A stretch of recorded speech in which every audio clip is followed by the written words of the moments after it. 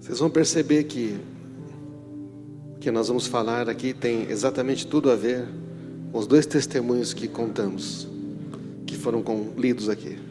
Eu acho tão legal quando Deus faz essas coisas. Tá legal? Não tem como saber, né? E também é interessante porque depois que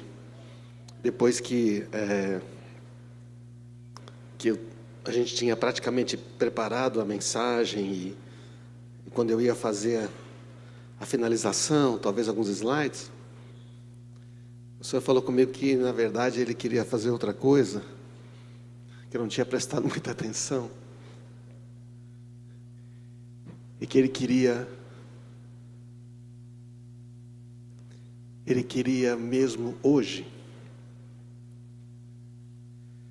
tocar em algumas pessoas que estão passando por grandes aflições. Ele queria que a gente percebesse que Ele está com as mãos estendidas, com os braços abertos, para você que talvez nesse momento está diante de uma dificuldade. E a palavra que o Senhor me deu foi essa: eu estou presente nas suas aflições. Eu estou presente nas aflições que você passa. Que foi que nós ouvimos aqui num testemunho, não é verdade? Ele está presente nas nossas aflições. Você pode ler comigo o título aí do que esta mensagem? Ele está presente nas minhas aflições. Obrigado, Pai. Obrigado, Senhor Jesus, Espírito Santo. Pode ser que esteja tudo muito difícil, pode ser que esteja tudo muito complicado, mas Tu estás presente nas nossas aflições. Talvez a gente não sinta, não veja nesse momento, mas o Senhor sempre está presente. E hoje aqui ouvimos testemunhos de que poderia ser algo tão destruidor e terminar numa tragédia tão grande. O Senhor estava lá presente. Mesmo quando a gente talvez não estivesse fazendo aquilo que deveria fazer, mesmo assim Tu estavas presente lá nas aflições. Amém. Então, basicamente, quando a gente está numa situação às vezes muito difícil, uma situação que perdura mais um pouco do que a gente acha que devia. Já aconteceu com você? Ou talvez esteja acontecendo. Você pode fazer essa pergunta: onde está Deus? Por que Ele não responde? Onde o Senhor está? Verdade ou não, gente? A gente às vezes faz essas perguntas.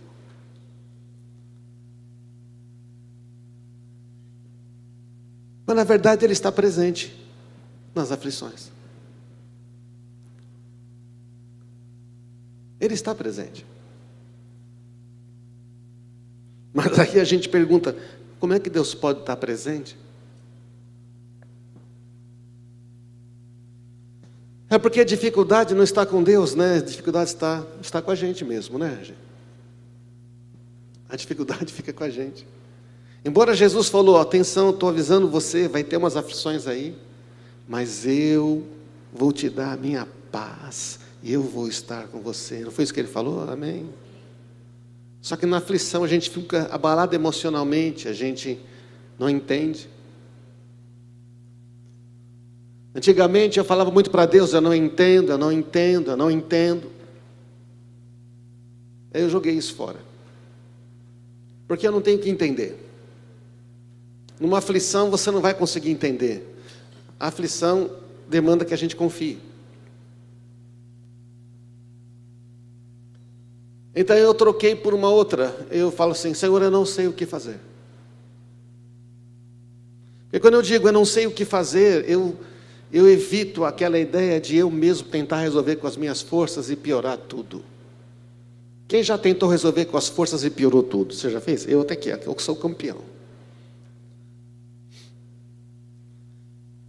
Então, o que é que o Senhor está dizendo para a gente? Mesmo quando você não me vê, ou não me sente, não significa que eu não estou com você. Porque a gente está numa geração, numa época que a gente quer muito ver Deus, né? Não vejo Deus nessas coisas. Eu não sinto Deus, a gente quer sentir Deus, né? A gente quer muito sentir, eu quero sentir no coração isso. Existe que sentimento é um negócio complicado. A fé não baseia em sentimento, a fé baseia-se em convicções, em certezas que se baseiam somente no caráter dele, amém? Então sentir Deus pode ser meio perigoso nesse sentido, posso estar sentindo só meu coração mesmo. Não é porque está demorando que eu não me importo, ou me esqueci. Eu estou trabalhando em você e por você, enquanto você espera. Enquanto a gente espera. Isso que eu escrevi, basicamente é isso que o Senhor quer nos dizer, através destas. Ele fala isso de várias maneiras na palavra dele. Há um Deus que trabalha para aqueles que nele esperam. Mas ele não pode trabalhar se a gente não espera. E a espera tanto significa confia, como também espera. Sabe o que é a espera? A espera é basicamente assim, não é?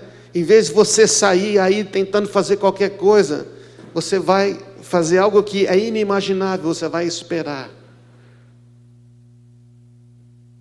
Você vai esperar. Outro dia o Gustavo falou, né? Você fica na sala de espera, você fica na sala de espera. Quem que gosta de ficar na sala de espera? Eu não suporto, eu faço de tudo para dar um jeito de chegar e garantir o horário. Mas Deus às vezes fala, espera. Aí você espera assim. Daqui a pouco você espera assim, não é verdade? Não. Daqui a pouco você espera assim, não é verdade? Não. Mas a verdadeira espera é quando você espera assim. Assim. Aí começamos a esperar. Às vezes quando a gente não espera assim, desse jeito, parece que nada está acontecendo. Então, vamos ler o Salmo 25. O Salmo 25, ele está escrito de uma maneira muito interessante. O Salmo 25 são 22 versos. Cada verso começa com uma letra do alfabeto hebraico. Aleph, Bet. Por quê? É para memorizar. É para não esquecer o que fazer no meio de uma aflição. É um salmo de Davi. O texto dá a entender que Davi não é jovem nesse momento. O texto dá a entender que Davi está numa época mais avançada na sua vida, quando ele já tinha visto, presta atenção, Deus fazer muita coisa. Ele já havia derrotado Golias, ele já havia vencido batalhas. Vocês estão entendendo, irmãos? Esse é o salmo de um homem que teve vitória, que andou, que derrubou Golias, que foi injustiçado, que foi colocado no trono, que passou. E é este homem que está escrevendo esse salmo. Não é alguém que não conhece Deus, amém? Está claro isso? Não é alguém que é desconhecido de Deus. Somos nós aqui, a maioria de nós conhece Deus. Quando já experimentaram coisas poderosas de Deus na sua vida? Olha quantas pessoas. Mas aí vem uma aflição, vem ou não vem?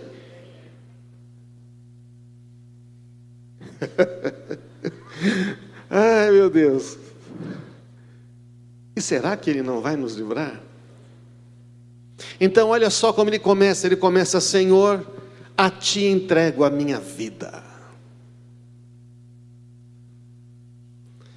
Eu estou me rendendo aqui, Senhor.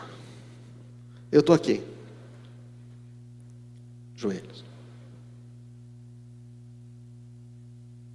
Eu quero já começar dizendo que eu estou entregando a minha vida aqui. Sabe o que é? Sabe, é quando ele está dizendo, eu cheguei no limite, eu estou entregando a minha vida. Eu confio em Ti, meu Deus. Ele começa bem, né? Mas agora as preocupações do coração dele começam a aparecer. E ele escreve sobre isto. Não permita que eu seja envergonhado, nem que meus inimigos se alegrem com a minha derrota. Quem confia em ti jamais será envergonhado, mas os que buscam enganar o próximo serão envergonhados. Senhor, é como se ele dissesse: eu estou sofrendo injustamente, eu não entendo. Tem pessoas que estão me enganando. Tem gente que está me prejudicando e talvez não tivesse razão. Eu não sei porque isso está acontecendo. Eu estou vendo o que vai acontecer, que eu estou confiando em ti, eu vou ser envergonhado, vai dizer: e aí, cadê o seu Deus? Você não fala sempre que Deus é isso, é bom, e agora? Estão entendendo?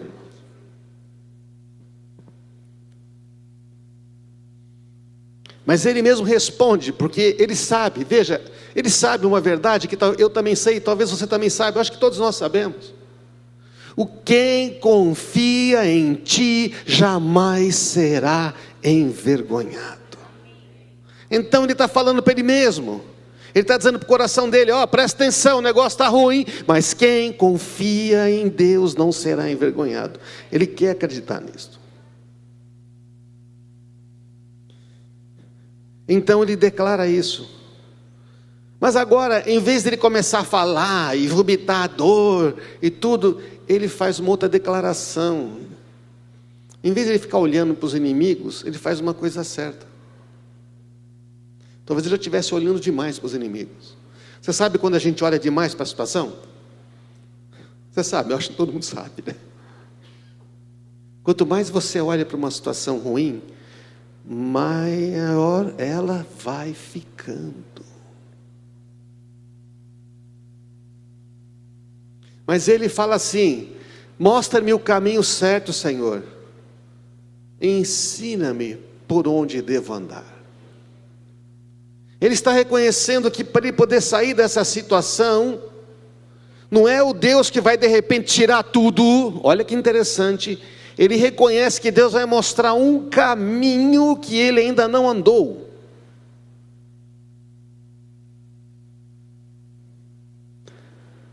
Mostra-me o caminho certo. Eu sei que para sair dessa circunstância, o Senhor tem que me mostrar um caminho, porque eu não sei.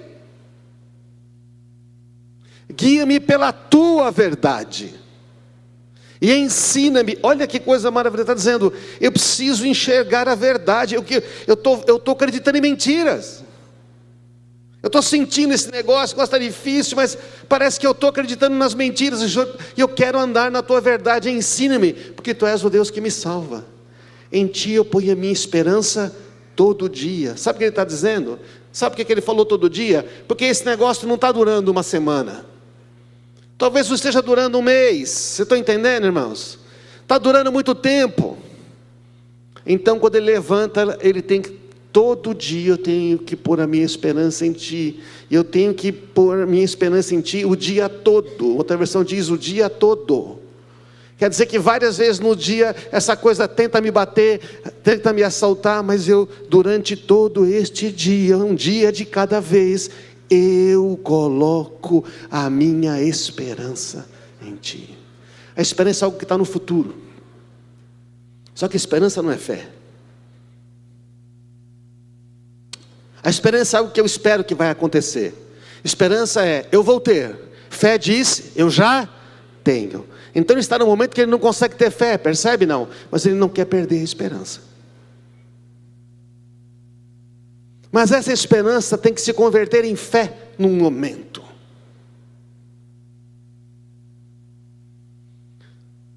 Então ele continua e diz: lembra-te, Senhor, da tua compaixão. Lembra-te, como assim, é bem interessante pedir para Deus lembrar uma coisa, né? Porque, gente, Deus não tem problema de memória, tá certo? Não? Mas por que ele está falando lembra-te? Porque, será que Deus se esqueceu? Sabe, irmãos, no meio de uma agonia, de uma luta muito forte, a gente pode ser tentado a pensar que Deus esqueceu. Verdade ou não? É um sentimento humano. Eu acho tremendo, porque Davi é honesto. Lembra-te, Senhor, da tua compaixão e do teu amor, que tem mostrado desde os tempos antigos. Não te lembres dos pecados e da rebeldia da minha juventude. Lembra-te de mim segundo o teu amor, pois és misericordioso, Senhor. O Senhor é bom e justo, mostra o caminho aos que se desviam. Davi parece agora estar olhando para o passado dele. Ele lembra que Deus fez grandes coisas lá. Mas quando ele lembra também das grandes coisas e como Deus sempre age, ele também lembra que ele pisou na bola. Não é comum, no meio de uma aflição, a gente entrar na máquina do tempo e ficar pensando, né? O que será que eu fiz lá atrás?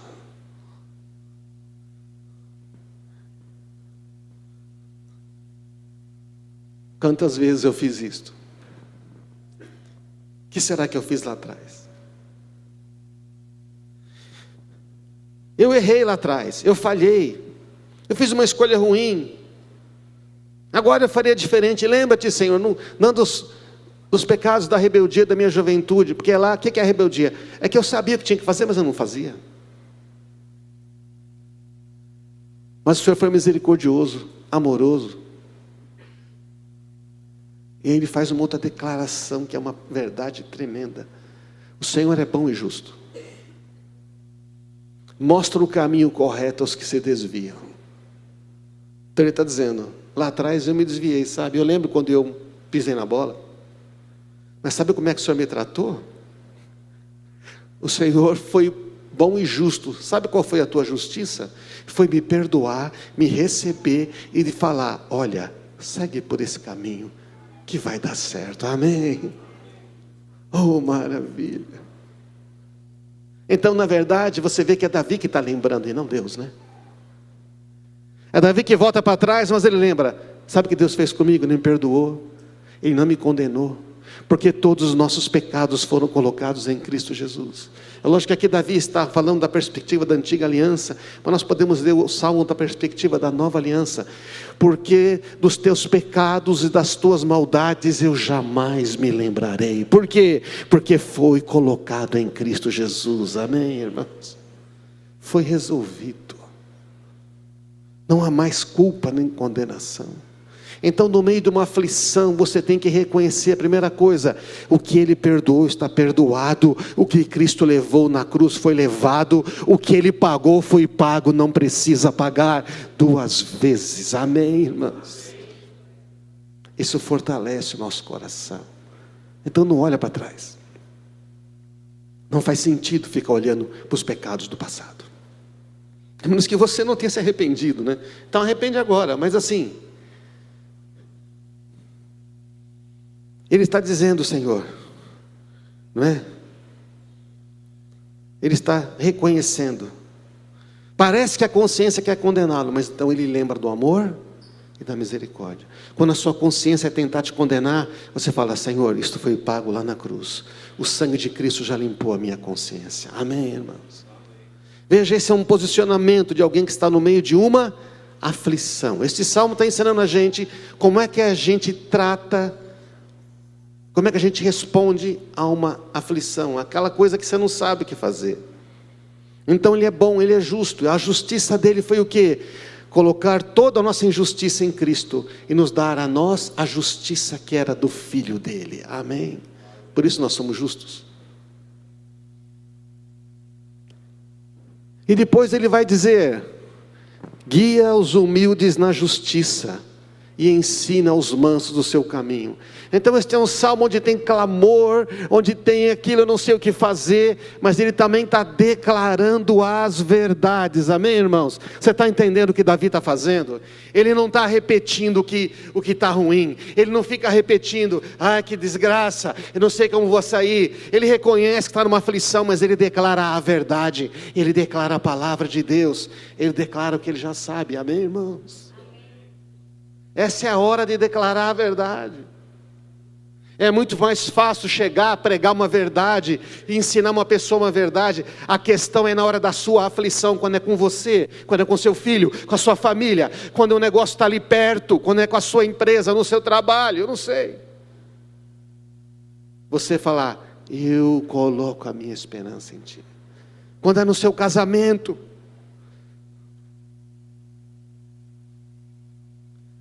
os humildes na justiça e ensina aos mansos o seu caminho. O Senhor conduz com amor e fidelidade todos os que cumprem a sua aliança e obedecem aos seus preceitos. Por causa do teu nome, Senhor, perdoa os meus pecados, as minhas iniquidades, que são muitos. É a segunda vez que ele menciona pecado agora, mas é um outro contexto. Não é do que ele fez no passado. É porque, quando Deus tentou ensinar, ele não foi humilde, ele não foi manso, ele não se deixou guiar, percebe não? E ele usa uma palavra aqui, pecado, que é iniquidade. Na verdade, o que é? É uma coisa lá do coração. Você não praticou a ação ainda, mas lá no seu coração já está tudo lá. Sabe? Aquele desejo de vingança, aquela vontade de você fazer justiça com as mãos, aquele negócio que eu vou chutar tudo, eu vou abandonar tudo. Quer saber de uma coisa? Amém, irmãos? Ele está falando, esse pecado é grande, eu não quero isso. Eu quero ser conduzido com amor. Mas para isso temos que atentar para a aliança, a nova aliança. Ele está dizendo, o Senhor guia os humildes, Deus não vai guiar orgulhosos. Amém, irmãos? Deus não guia orgulhosos, porque o orgulho precede a ruína. O orgulhoso basicamente está dizendo, eu resolvo. E Deus fala, resolve, pode ir, vou ficar aqui. Deus não vai ensinar os rebeldes. Deus não vai ensinar aquele que não é manso, aquele que, sabe, aquele que fica indignado, irado. Enquanto você está aqui na sua aflição, indignado, irado, não sei porquê, e Deus tem que fazer alguma coisa, e eu tenho que ficar dando ordem para Deus, porque isso aqui, então, e eu começo, e eu oro aquela Bíblia com raiva, e porque não sei o quê, cheio de razão. Isso não é mansidão. O manso não é ensinado.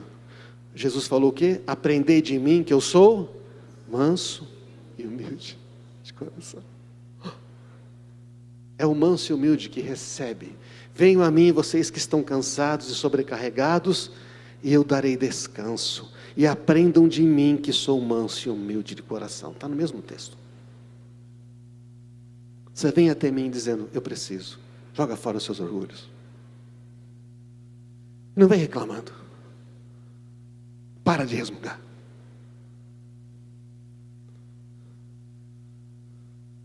Jesus não resmungava, não reclamava. Quando ele era insultado, quando diziam que ele expulsava demônio, porque ele era o demônio, ele era o próprio Beelzebul. Jesus na cruz vai dizer, perdoa, não sabe o que fazem. Sem quebrantamento a gente não pode ser guiado. Sem a gente ser manso e se submeter ao que Deus quer, não poderemos ser ensinados. Então Davi reconhece, eu já fui assim, por causa do teu nome. Não é por causa que eu estou certo, é legal isso, gente. Por causa do teu nome. Eu quero ser perdoado por causa do teu nome. Por causa de quem tu és. Por causa do teu caráter. Por causa da tua integridade. Porque aqui no meu coração, às vezes eu não me deixo ser guiado. Então eu abro mão da ira, eu abro mão do meu ressentimento. Você consegue perceber a progressão que está acontecendo aqui com Davi? Não. Ele reconhece que Deus tem que fazer algo na vida dele. É interessante que ele não está focando nos inimigos, ele não está focando na tribulação, ele não está falando, Deus tira isso. Ele está falando, é que eu preciso. Eu preciso saber como viver nesse momento. Jesus não falou que ia tirar a aflição, ele falou que a gente ia vencer essa aflição. Amém, irmãos? Então ele continua. Quem são os que temem ao Senhor? Ele lhes mostrará o caminho que devem escolher. Para quem que Deus vai mostrar o caminho que tem que escolher? Os que temem. Qual vai ser o resultado disso? Viverão em prosperidade e seus filhos herdarão a terra. Olha que coisa tremenda. O Senhor é amigo dos que o temem. Ao relacionamento. Ele lhes ensina a sua aliança. Os meus olhos estão sempre voltados para o Senhor, porque Ele livra os meus pés da armadilha. Olha agora o nível que nós estamos. Olha que legal. Temer o Senhor não é ter medo de Deus, não é? Temer o Senhor é honrar Ele, é levar Ele a sério, é obedecer a sua palavra. É a reverência, reconhecimento da grandeza dEle, do poder dEle. Nada é impossível. Reconhecer também que Ele não anda na mentira, mas só na verdade. Reconhecer Ele, que Ele não opera no ódio, no ressentimento. Reconhecer que Ele não se move diante do orgulho. Reconhecer que o amor dEle é maior do que qualquer pecado que temos praticado. Amém, irmãos? Não é bom isto? Isso é bom. E é interessante que é no meio da angústia que essas coisas a gente aprende. Ele é digno de ser obedecido. Eu valorizo, eu acredito. Não há temor a Deus sem obediência à sua palavra. Não há temor a Deus sem obediência à sua palavra. Não existe. Não pode dizer eu levo Deus a sério, eu me importo, Deus é tudo. Eu não posso dizer Ele é minha confiança se eu não obedeço a sua palavra. Então Jesus está confessando, eu temo ao Senhor, e Ele vai mostrar o caminho. Presta atenção, Ele está dizendo, o Senhor vai mostrar o caminho, que eu devo escolher. Deus vai escolher o caminho para você?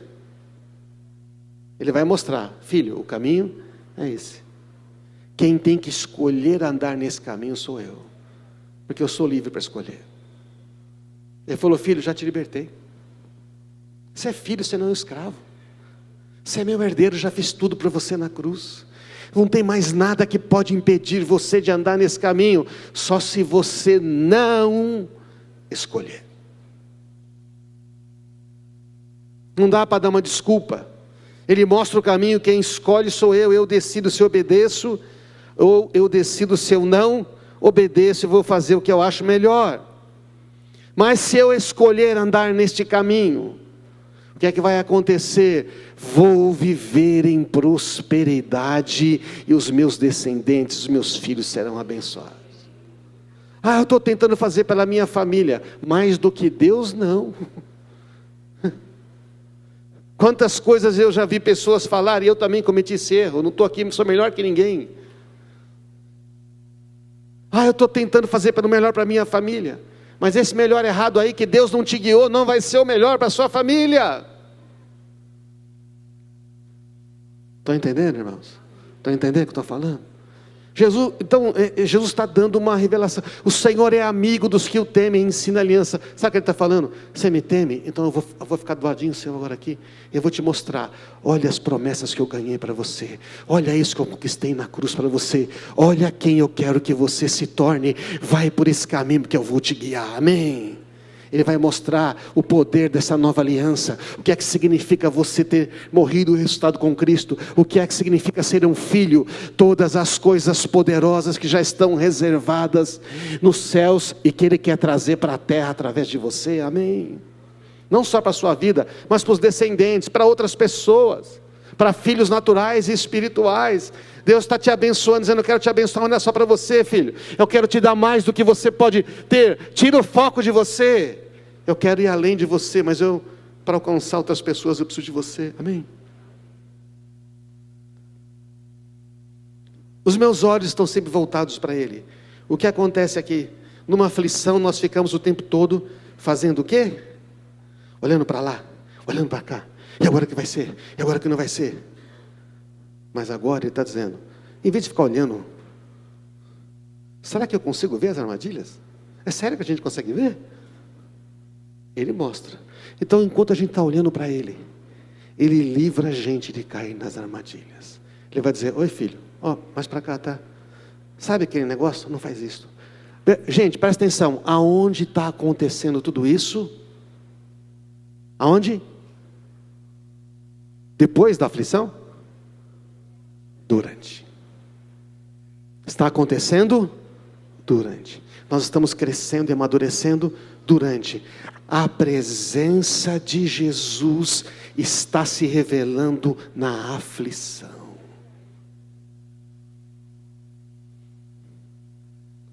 A gente acha que a presença de Jesus é quando está tudo certo, quando a gente vem no culto com tudo em ordem, a gente tem aquele louvor maravilhoso, e Ele está, amém? Ele está. Mas a maior presença, e eu lembro que eu experimentei a maior presença, as maiores presenças de Deus, é quando a gente está no meio de uma aflição, e a gente está na posição certa, de entrega, e Ele começa a se revelar quem Ele é, o amor dEle por nós, enquanto a gente está quebrantado. É uma vida sem condenação, uma vida que não é escravo. O Senhor está dizendo: eu te dei uma vida livre, acima de tudo da escravidão a você mesmo, a escravidão às suas vontades. Eu já te libertei. Eu quero que você viva em prosperidade. Aí o Davi vai dizer uma coisa que você fala: pô, mas o que acontece agora? Olha o que ele vai dizer. Depois de tudo isso ele diz: volta-te para mim e tem misericórdia, pois eu estou sozinho e aflito. Parece que ele está meio bipolar. Depois de todas essas declarações.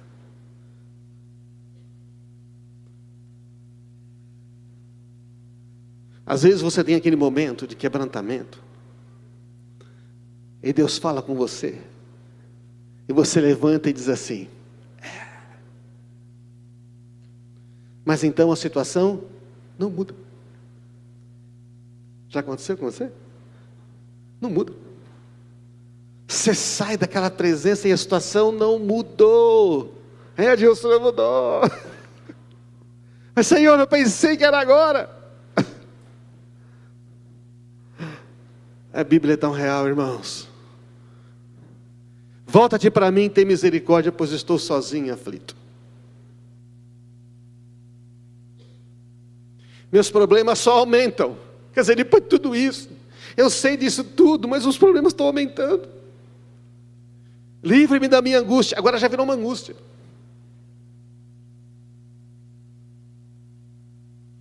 É nessa hora que a gente fala: Deus, eu não entendo. Sabe o que a gente fala? O que eu estou fazendo de errado? Porque a gente fica olhando para nós. Atenta para a minha dor, para o meu sofrimento, perdoa os meus pecados. O que eu fiz, Senhor? Tem mais algum pecado? Vê quantos inimigos eu tenho, a crueldade com que me odeiam. Sabe o significado disso? Presta atenção, isso aqui é uma chave muito poderosa. Não está escrito na ordem errada o salmo.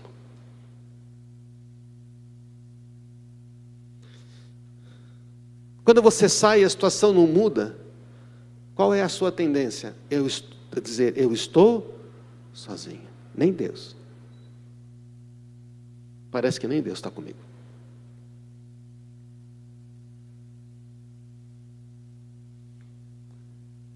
E eu estou aflito mesmo. E parece que não vai ter jeito. É como se o Davi falasse: nesse momento, presta atenção, esse momento é um momento de virada. Ele fala: eu reconheço que eu tenho andado sozinho. Reconheço que, na verdade, eu me afastei. Eu fiquei olhando tanto e pensando tanto: quando que vai acabar? Quando que vai acabar? Quando que termina? E eu levanto daqui dizendo: agora vai terminar. E quando que eu estou com foco que acabe. Eu quero que termine logo. A gente fala até assim: Jesus, volta, porque está muito difícil. A gente devia querer que Jesus voltasse pelo desejo de estar com Ele, não porque Ele vai resolver os problemas nossos. Amém, irmãos?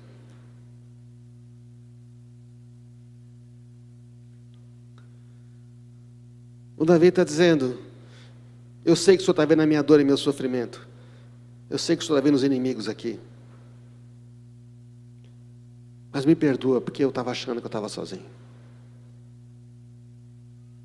Sabe, onde estava Jesus quando isso aconteceu? Quando eu fui roubado, enganado, traído, abandonado? Onde é que Deus me amava quando tudo aquilo aconteceu? Ele estava esperando lá para entrar na sua vida. Ele estava lá esperando. Porque sabe, gente, Deus não é responsável pelo mal do mundo.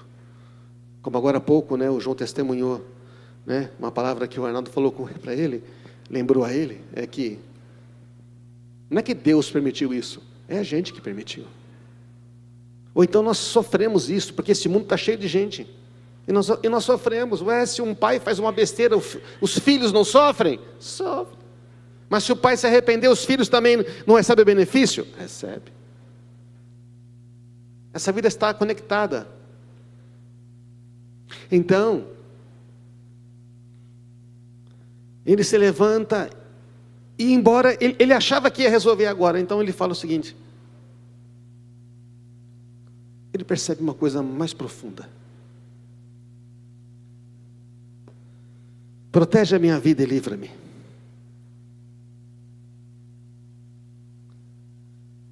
Não permitas que eu seja envergonhado, pois em ti me refugio. Agora ele está dizendo, sabe o que eu vou fazer? Eu vou ficar aqui. E vou confiar em tudo isso que eu falei. Eu vou esperar em ti. Debaixo das tuas asas eu me abrigo, até que passem as calamidades. Agora eu não estou sozinho, eu estou refugiado em ti. Agora eu estou nos teus braços. Pode continuar a tempestade. Pode continuar a luta. Pode demorar mais um pouco, mas agora eu sei que tu proteges, me livra. Eu não vou ser envergonhado, porque agora eu me refugio, eu me escondo, eu me abrigo debaixo das tuas asas. Ele para de lutar contra a aflição. Não é maravilhoso, gente? Quando você para de lutar contra a aflição, aí o Todo-Poderoso está dizendo, obrigado. Que bom que você confia mesmo em mim. O que eu faço? É agora que você descobriu que você não vai fazer nada das forças do seu braço, mas você vai confiar em mim. Que a integridade e a retidão me guardem, pois em ti ponho a minha esperança. Sabe o que está dizendo agora? Eu sou justo, eu sou reto, eu tenho o teu Espírito Santo, eu não tenho mais condenação, eu sei quem eu sou, eu estou guardado por ti. Amém? Então eu posso esperar. Então eu posso esperar. Não vou sair apressado. Não vou sair tentando resolver, porque eu já tentei. Já passamos tudo antes do salmo. Ó Deus, resgata Israel de todas as suas angústias. E aí ele tem uma visão maior. Eu sei que eu não sou só eu. Eu sei que o Senhor quer fazer isso com todas as outras pessoas. Aqui você encontra a razão porque ele escreve, para que outros também descubram como que você confia em Deus no momento de uma grande adversidade. Amém, irmãos? Pode subir a banda aqui. Eu posso esperar porque tu estás comigo. Agora o Senhor está lutando por mim. Você está entendendo, gente, que esse momento aqui é o momento da presença? Esse é o momento da presença. Esse é o momento da presença. Esse é o momento que a gente reconhece que Ele está presente. Por quê? Porque eu estou com Ele. Ele está comigo. Por que você reclama, ó Jacó? Diz o texto de Isaías. Por que você se queixa, Israel? Bota o seu nome aí. Por que você reclama, César? Por que você reclama? O Senhor não se interessa pela minha situação. Meu Deus não considera a minha causa. Será que você não sabe? Nunca ouviu falar? O Senhor é o Deus eterno, o Criador de toda a terra. Ele fortalece o cansado e dá grande vigor ao que está sem forças. Aqueles que esperam no Senhor, aqueles que renovam as suas forças. Enquanto você está tentando resolver, você não renova. É na hora que você se abriga debaixo das asas. É a hora que você descobre que a presença dele está na aflição. Na hora que você espera, literalmente espera. Porque assim, na Bíblia essas duas palavras estão a mesma coisa. Se você não confia em Deus, sabe o que você faz? Você não espera. Você vai sair. Você vai se agitar. E quando você confia, você espera. Eu estou contigo. Tu estás aqui. Eu não sei quanto tempo vai demorar para passar a tempestade. Mas o choro pode durar uma noite, mas a alegria vem pela manhã. Debaixo das tuas águas me abrigo até que passem as tempestades, porque as tempestades passam. A questão é se nós estamos com Ele. A questão é se a gente reconhece a presença dEle e que não estamos sozinhos. Então os que esperam renovam suas forças e voam alto como águias. Não ficam exaustos, não ficam cansados. É a águia. Nós somos os filhotes debaixo das asas da águia. Como tem essa imagem aqui. Mas também, não sei se você está vendo, nós somos esta águia que está voando no meio da tempestade. Porque está sendo renovado por Deus continuamente. Parece que ela está sozinha, mas ela não está. Porque é a figura da águia que está na Bíblia. Quando você confia em mim, você vai voar com as minhas forças, você vai voar com a minha graça, você vai voar com a minha unção.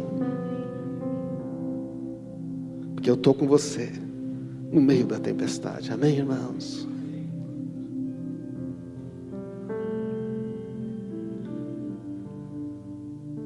Queria convidar você a ir reconhecendo aí no seu coração que Ele está com você. Convido você a ir orando. Nós somos chamados a experimentar a presença e a paz de Jesus no meio das aflições.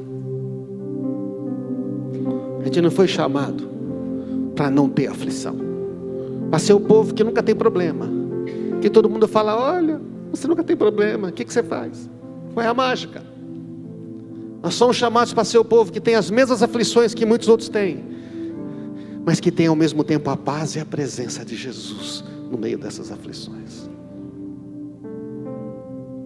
Eu lhes falei tudo isso para que vocês tenham paz em mim. Aqui no mundo vocês terão aflições, mas animem-se, eu venci o mundo, eu já venci. Quando você está aqui, nesse momento,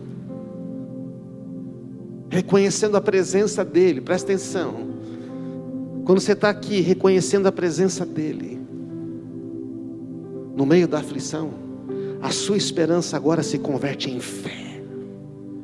A sua esperança se converte em fé. E você diz: eu sei, a tempestade vai passar.